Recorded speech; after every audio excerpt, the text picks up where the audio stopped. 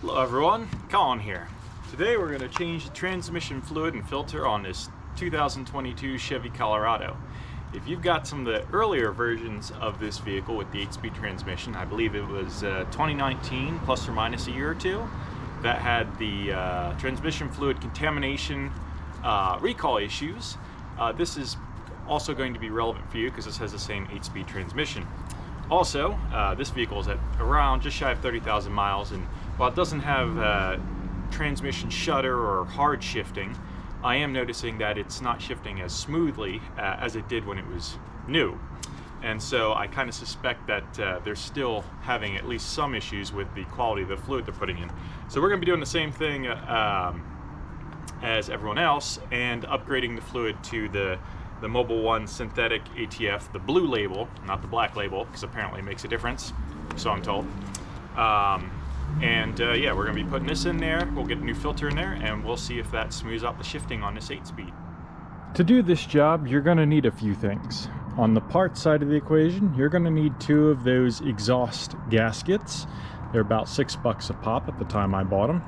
You need a transmission fluid filter and a replacement transmission pan gasket. You're going to need at least 6.5 quarts of Mobil 1 blue label synthetic ATF.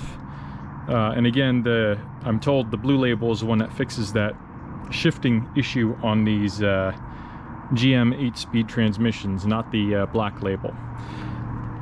Paper towels are nice. Rubber gloves are also very nice. I didn't show them here. You'll need a torque wrench. You will need a 10mm and a 15mm socket. You'll need a short extension there. Actually, it's a medium extension. You'll need a ratchet, a flat blade screwdriver. I used my small bent one to get the plug out of the transmission fluid pan. A breaker bar is nice for getting those exhaust bolts off, as is the PB blaster and the anti-seize to make it easier next time. Sharpie's useful for marking those the bolt pattern for the pan. You will need a oil transfer pump of some kind. You will need an oil catch pan of some kind. If you got a smaller one like this, it is supposed to have about 7 quarts in it, so you might have to have some overflow capacity. And some way to get the vehicle off the ground. I used ramps, and that worked pretty well for this job. Let's get to it. The first thing you want to do, you actually want to do a week before you do the job. GM, in its infinite wisdom, or in its I think this is a case of planned design, if you will, has run the exhaust cross pipe right in front of the transmission pan, to the point, and there's not enough clearance here, to the point that you can't actually take the transmission pan out without removing this exhaust H-pipe, which means you have to undo this set of exhaust flanges and this set of exhaust flanges, which is really annoying because A, if you're in the rust belt, these bolts are most likely frozen on in a rusty mess by the time you're at 30 or 60,000 miles. And also because they had plenty of room to actually run it behind the pan. In fact, they put a exhaust mount, which we're gonna have to loosen behind the pan here. So they very easily could have just moved this Y back about 6 inches, put a 45 here, and then 90'd it over, and none of us would have to deal with this nonsense. I suspect this was deliberate to get more people to go into the dealership to do their transmission changes. So, great job, GM. You've sufficiently annoyed me and not actually convinced me to go in and spend $500 on a transmission fluid change. Anyway, to get back to the job, these are going to be difficult to remove, so the week before you do the job, if you can, you're going to want to spray these with PB or whatever your penetrating lubricant of choice is, so that they are less stuck when you go to actually do the job. That's what I did. I sprayed these down a week ago, and I just hit them again this morning, so hopefully we don't have to fight them off too much.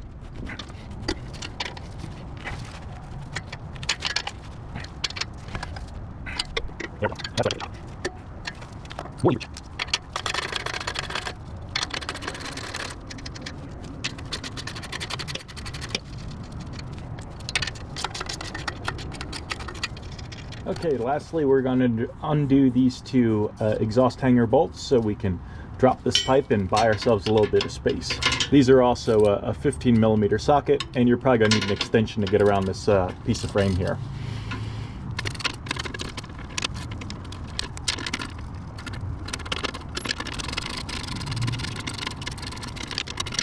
Okay, the next thing we're going to do is remove this drain bolt here. So this bolt has a little neck that protrudes into the oil pan, and that's how you get the correct level in this transmission of transmission fluid. And so you basically fill it till it spills over in that little neck there. So first thing we're going to pull that out and let anything drain out there that we can, and then we'll roll over here, remove this little plastic plug here on the top, and that is where we will pump out the remainder of the fluid, and then we'll undo the bolts and drop the pan. And at that point there should be less fluid in it, so we don't make a giant mess of everything.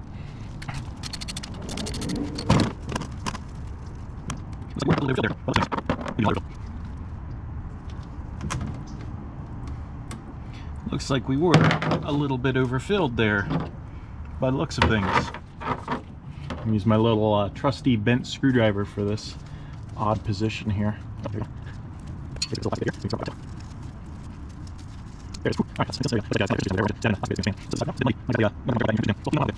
It's a bit muddy. Not exactly, you don't exactly want dirt like that in your transmission pan. So we'll clean that one up a bit. Okay, now we're going to get our fluid transfer pump hooked up here, and we're going to start pumping out all the remaining transmission fluid we can get without dropping the pan. Minimize the mess we make of our driveway here.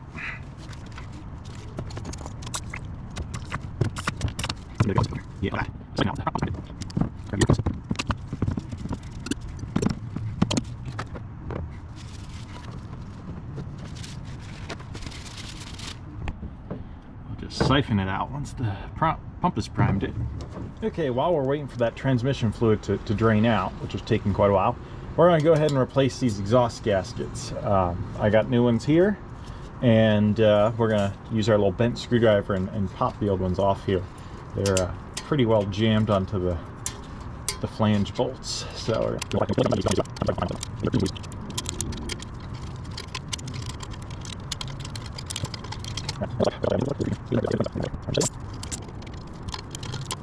okay, the pan here is now as empty as we can get it with the auto siphon here.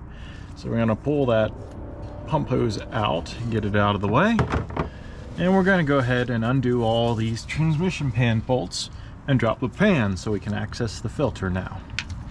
This is going to take a 10mm socket and probably an extension.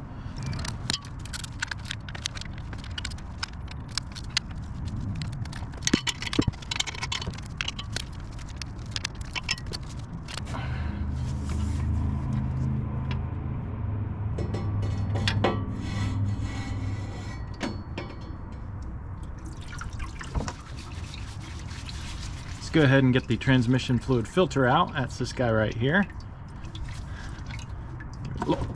Oh, walking back and forth there. And make sure you got the gasket out. That's this guy right here.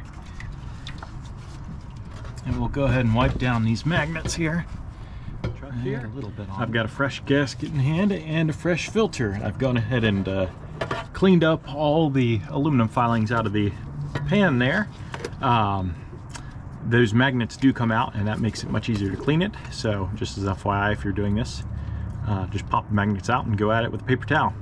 So go ahead, we're going to go ahead and take this new transmission fluid filter, and we're going to go and slide it on up in here. And there we have it. That's where it's going to go. No fasteners or anything, it's just held in with the friction, and I guess it probably leans on the bottom of the pan a bit. Then we got to get our gasket surface here clean and dry.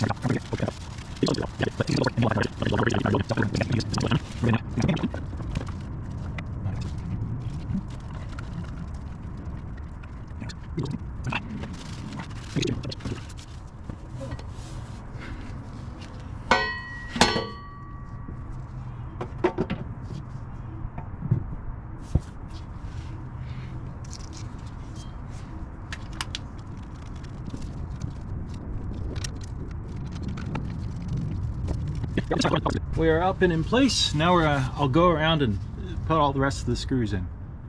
All the screws to hold the transmission pan and gasket in place are now hand tight. And these, of course, do need to be torqued, and they need to be torqued in a particular pattern.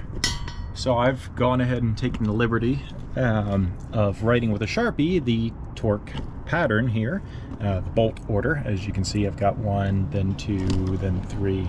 Kind of starts in the middle and then works its way outwards. I didn't want to keep referencing the paper, so I just wrote them on the pan itself with a Sharpie. And these need to be torqued to 7.4 foot-pounds. So 7.4 foot-pounds is not much at all. That's basically what you can do with a screwdriver. So I'm going to give them the first pass with the 10mm socket and just an extension and no ratchet at all. And then we'll come around with the torque wrench and torque them to 7.4.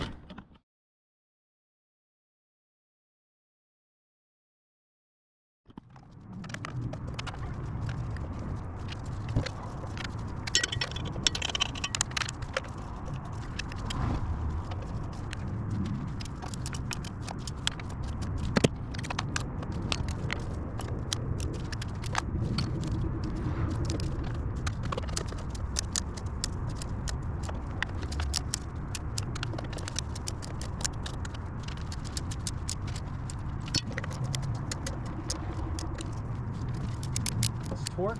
Now we need to get the new transmission fluid in here, which is going to be a bit of a challenge. So we're going to take the hose of our transfer pump. This time we're going to need both of them, and we're going to put one of them in the transmission pan up here in that little fill hole, which is up on the side, and we're going to put the other one into our quarts of transmission fluid and transfer from the quarts into the pan. And it's going to take, if the spec sheet is correct, something on the order of 7 quarts to fill it. What we will do is we will remove that overfill plug here that I temporarily put back in just so we could get the pan down without spilling transmission fluid everywhere. So we'll take that back out and put it aside for the moment. And what we're going to do is we're going to transfer into here until it starts pouring out here again.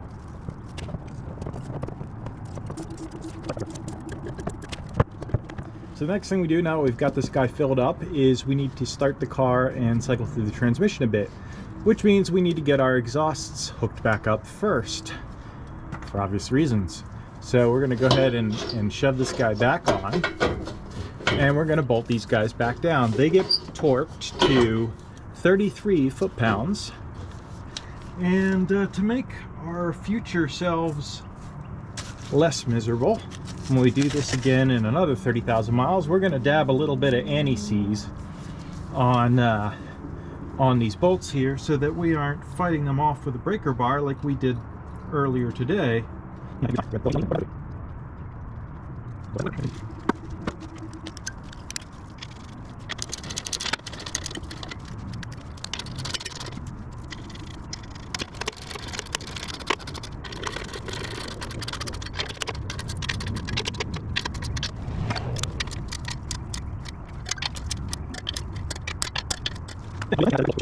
Now we'll do the other flange and those back 2 bolts, which just get snugged up. Okay, now that we've got things more or less filled, we're going to, or at least preliminarily filled, we're going to start the car and we're going to cycle through park, reverse, neutral, drive, and low a few times, leaving it in each gear for about 5 seconds each. And the idea is to get fluid from that pan up into the shift solenoids and such, so that we can go then and top off the pan. So we're going to go ahead and put that in, put the brake down, and we're going to cycle through everything.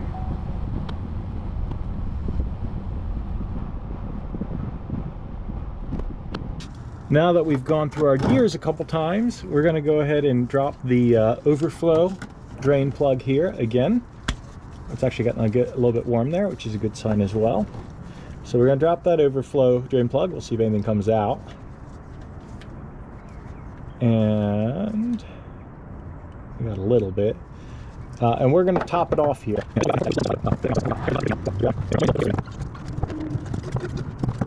Well, I curtailed the messy footage for the moment. We got another about a quart. Yeah, about a quart in there. We're now at 6.5 quarts, give or take, maybe a little bit less. And it's full to the point where it's coming out here again. So I'm going to go ahead and put the plug back in. I want to wipe that down because it was pretty dirty. And we're going to go drive around the block and get the transmission up to temperature. And then we're going to come back one more time and do that procedure one more time, where we go and check for level and or take the level plug out, and then go ahead and top it off one more time. Okay, we're back under the truck with what should be the final check here. We just took the vehicle for a bit of a drive here and got the transmission fully up to temperature. It's reading 140 degrees inside there, and of course these exhaust, sorry, let that guy get past first. Ooh, that's hot. And of course these exhaust pipes are even hotter than that, so I'll be very careful not to burn the shit out of myself right now.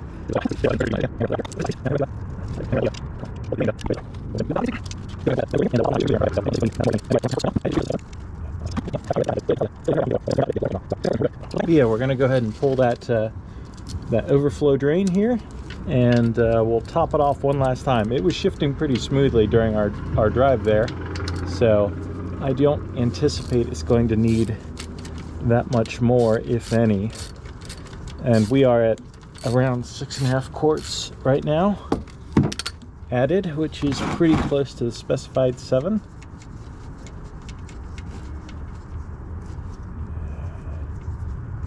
Let's get this. Oh, yeah.